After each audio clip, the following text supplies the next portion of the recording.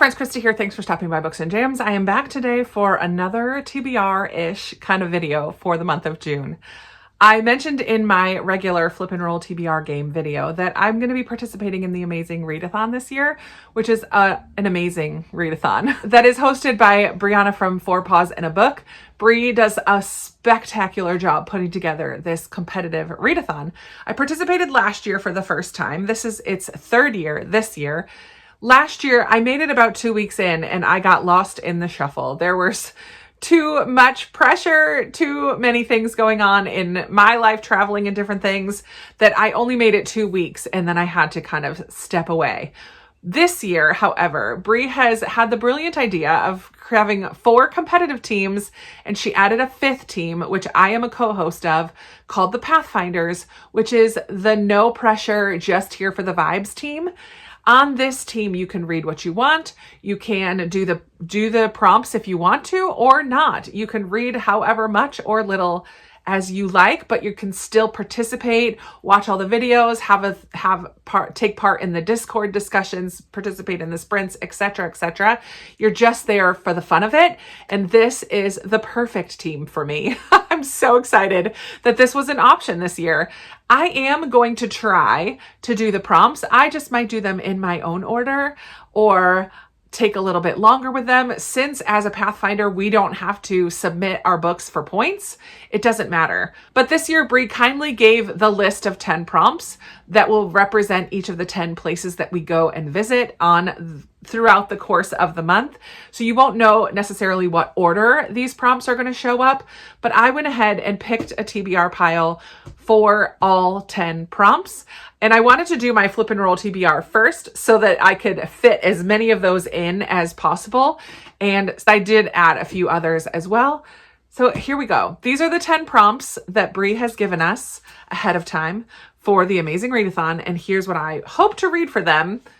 Whether I do them in order or not doesn't matter. The first prompt is cozy or comfort read. And for that, I'm going to be picking up A Psalm for the Wild Build by Becky Chambers. This is a book that was gifted to me this year. I'm trying to read all of my gifted books this year. And I've heard only that this is a cozy sci-fi. And I know that we're going to follow a robot. An AI is our main character. I've heard that it's just lovely and I'm really, really excited to get to it. And it's super short, so it's perfect for a readathon, whether you're doing points or not. I'm excited to read that in June. The second prompt is that has a romance in it. You can do a genre blend where romance isn't the main part of the story, but it's in there. I'm going to use one of my Flip and Roll TBR books for this and choose Brave, The Story of Ahinoam by Misu Andrews. This is a biblical fiction about David, King David in the Old Testament, and his first wife. I'm assuming that means there's a bit of a romance there. I don't know, but I'm assuming because it's about his bride. The next prompt is a book with a green cover. And so I am using my Patreon book club book for the month of June, which is God of the Woods. There's a lot of green on here. It's very, very dark green, but it's green. This is a literary mystery, so a little bit slower paced. People have heard that it's a thriller, but then get disappointed because it's not super thrillery. But I'm going in knowing that it's a slower paced literary mystery about some kids who go missing at a camp.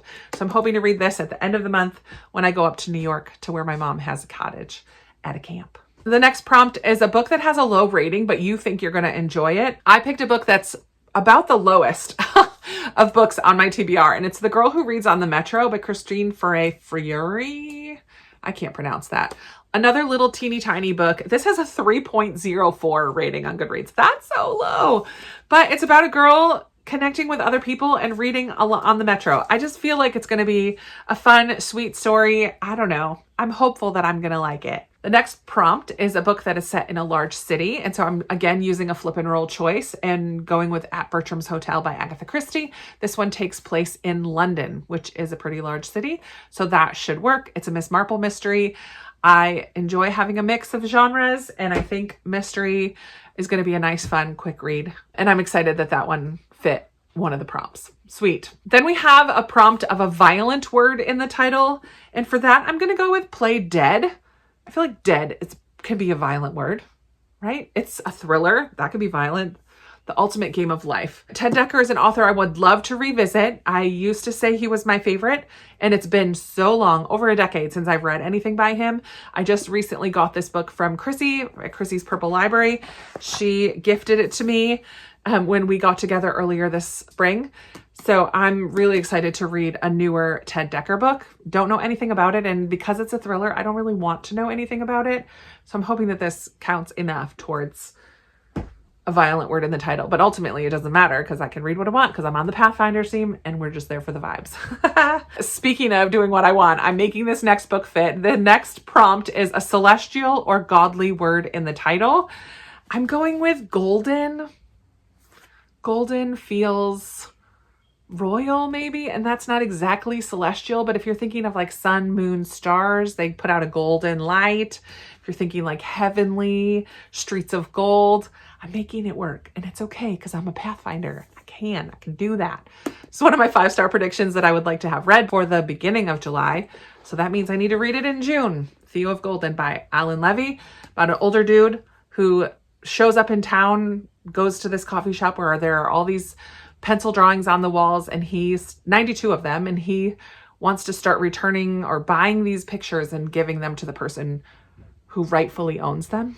I'm not sure what that means, but I've heard good things about it, and I'm pretty positive it's going to be a high rating for me. The next prompt is to read a book shorter than the book before. So I don't know what the book before will be, but I have quite a few short books on this TBR already, and I thought, let me just grab one more. So I picked up one more that was just recently gifted to me, and that's Days at the Murasaki Bookshop by Satoshi Yagisawa. This is a book translated from the Japanese, and it has 147 pages. It's a little teeny tiny thing, and I'm sure I can read this after one of the bigger ones to count it as a shorter book.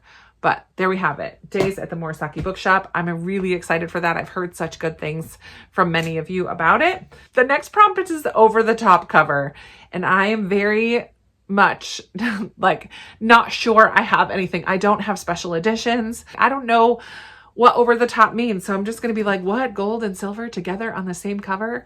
This does have some foiling. I mean, it's not exactly over the top. Maybe this one could fit. Book Smugglers. There's just a lot going on. Even on the back, like what's going on in that cover? Too many things. I don't know that any of these work, but they're both on my June TBR already. We're going to pretend that they're over the top.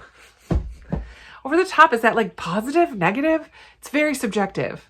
And I'm a Pathfinder, so it doesn't matter. Finally, we have a chilling cover or a winter setting.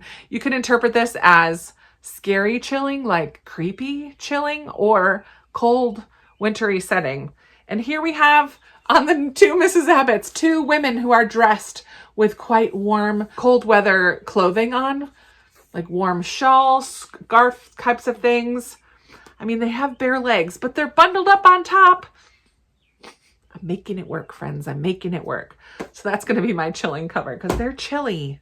Their legs are cold. So here is my TBR for the Amazing Readathon. What I can gather. I don't know if I'll get to all of these. It's possible. There's a lot of short ones in that stack. I'm really excited that there is an option for people like me who get overwhelmed by the competition. So if you haven't already watched Bree's announcement video about the Amazing Readathon, I will link it down below.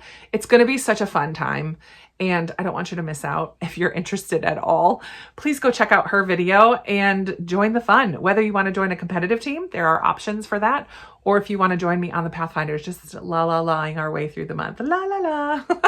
Let's chat in the comments below about any of the books you saw here, or let me know if you're also participating in the Amazing Readathon, TAR as we call it for short.